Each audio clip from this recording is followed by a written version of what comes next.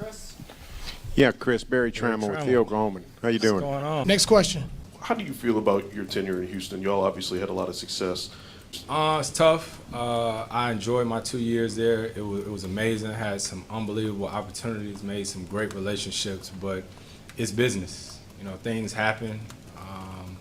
You know, I wish them nothing but the best, you know, and like I said, people always try to tell your story or try to tell your truth, but I have to be who I am, you know, and, you know, continue to do that, and I think everything else will take care of itself. Yeah, Chris, you're 34. You're 34. Jeez. I'm 50. Next question. I'm excited. Definitely different being back. I mean, I had the opportunity to start my career here in 2005, so blessed and fortunate to be back. Shea can play. I was a fan of his while he was at the Clippers, and I actually still, probably contrary to popular belief, I have a lot of friends that still work within the Clippers organization, so especially Jason Powell, the head trainer. I don't want to get him in trouble, but I talk to him all the time. But, you know, JP and even Sam Cassell used to rave to me about Shea all the time. And I used to tell him I used to love watching him hoop. And it was crazy. I actually saw him at Summer League after he had been traded. And I was telling him, you know, I'm excited for you. You know, I love to watch you play, and we talk. Who would have knew a week later we'd be teammates, you know, so I'm a fan of his, and I'm excited about the opportunity to watch him, but also to play with him. But personally, I try not to worry about everything the league says or the media says in terms of things like tanking and stuff like that and expectations for us. I think if we just focus on ourselves, try to get better every day and play the best of our ability and as hard as we can, and it'll take us where it takes us, whether that be the playoffs, not the playoffs, the finals run, you never know. It's actually not that much of a difference from Lexington, where I obviously went to school, and it reminds me a lot like that, being the fans are really behind their team and stuff like that. So yeah, I've kind of been a little bit used to it, and it'll be fun. Yeah, I feel like this organization is in a good spot to get better. Obviously having a lot of picks through the work in the summer, and then having guys on the team that are talented and I think have something to prove. So that's always a good thing. And I think this organization, they've obviously done it in the past with guys like Russell, Kevin, and James. So I think they know what it takes and they know how to do it, and it's only a matter of time. Hey, Chris, you talked about the change in your diet. What steps are you taking to ensure, because you're on a plant-based diet, so what steps are you taking to ensure that you have enough protein to help out with muscle recovery as the season goes on? I was blessed and fortunate to executive produce a documentary movie called Game Changers. Go watch it. It's a nice little plug. I appreciate you. Come out first. I think October 1st. Person for beef. What are your thoughts on Chris Paul's plant-based diet? That's a controversial. Yeah, that's a good one. I mean, I'm sticking by meat, mate. I'm a huge fan of meat. Yeah, I'm a huge fan of meat. Either way, quite impressive though. The stuff, the science behind it. It's pretty impressive. We'll say that, but I don't know. Might be a little locker room debate. Yeah. We'll see, mate. We'll see. What was it like for you to hear that Russell got traded? I mean, since you spent your entire career with him, what was that like for you?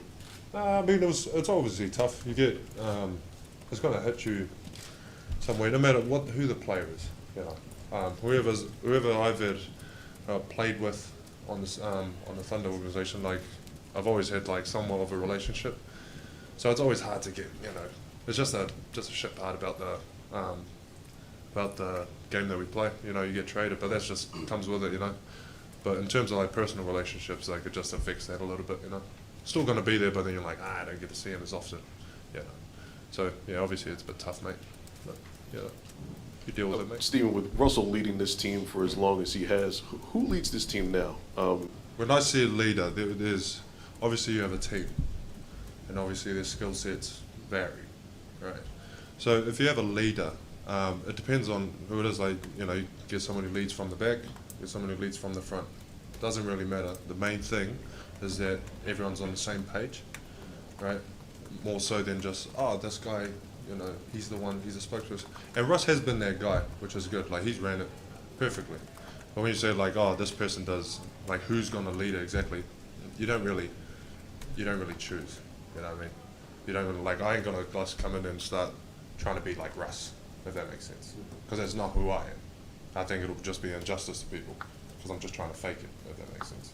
I'm more of a quiet guy. Sorry, mate. Do you happen to catch any rumors, like we heard about your name being attached to trade rumors, and do you just deflect that stuff? Yeah, I mean, look, it ain't this thing where you just read about it and like, oh, that's unfortunate, and then you're just surprised that it happened to you. Like, you know what I mean? Like, it's, you know, if it's happening to someone else, then obviously there's a chance that it might happen to you. Like, it's common sense, mate. But yeah, I mean, it still affects you in some way, you know, because you're human. Yeah, I mean, and you care, like, you know, if you care about something like this, obviously I care about the organisation here.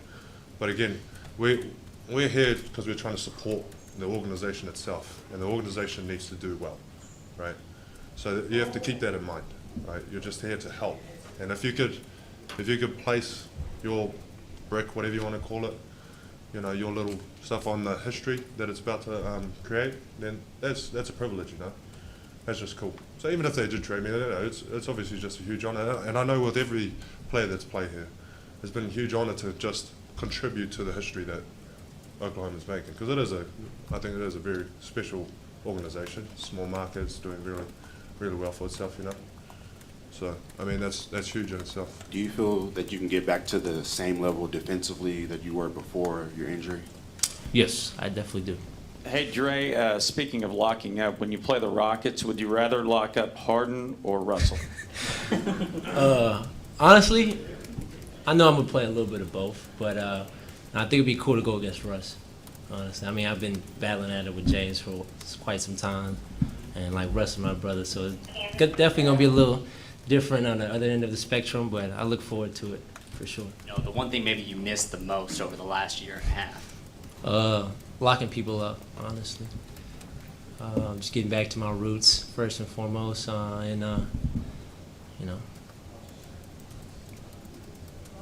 know, let's just put it this way: some of these guys been a little bit too happy, too free. So. Guys, bro, no,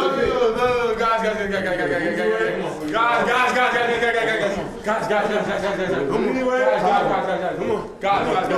Just let me go really quick. Just let me go really quick.